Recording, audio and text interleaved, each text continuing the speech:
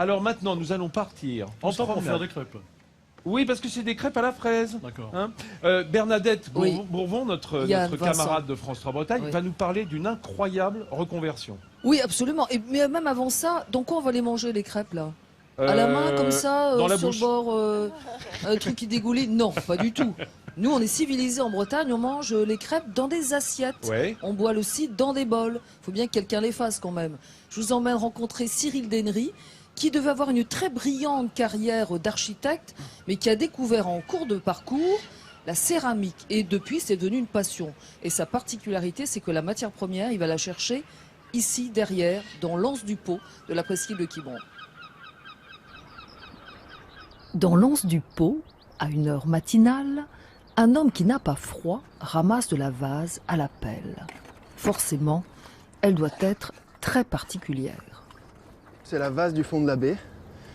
Voilà, on voit qu'il y a plein de choses dedans. C'est des matières en décomposition. Il y a des petits vers, il y a des petits coquillages. Donc cette vase-là, elle me paraissait on va dire intéressante par rapport à d'autres terres que j'avais déjà essayées. Toutes ces matières vivantes, ici, pour moi, sont très très intéressantes. Le fait que ça soit en vie, que ça soit pas une matière qui sorte d'une usine, qui soit traitée, lavée.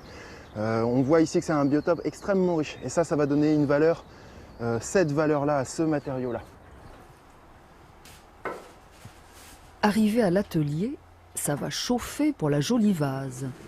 Plus de 1000 degrés durant 1h30 dans un four fait maison.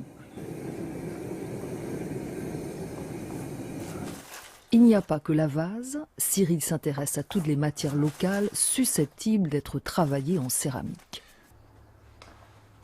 Alors ça, c'est vraiment de la terre pure qui sort du magasin. Et je vais lui réinsérer des sables. Ça va donner une spécificité à chaque mode d'argile que je vais créer de cette manière. Ça, c'est le geste du potier. Maintenant, j'ai senti que le sable était bien rentré dans la matière. J'ai quelque chose d'homogène. Et je vais pouvoir travailler.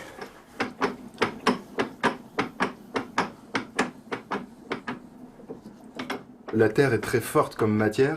Le jour où je l'ai rencontrée, ça a été un petit peu comme une drogue pour moi, quelque part, quoi. J'avais besoin de ma session de tournage.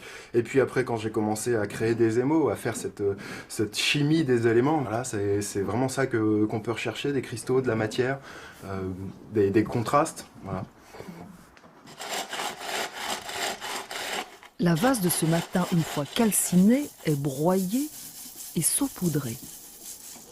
Elle deviendra, après cuisson, de très jolis émaux.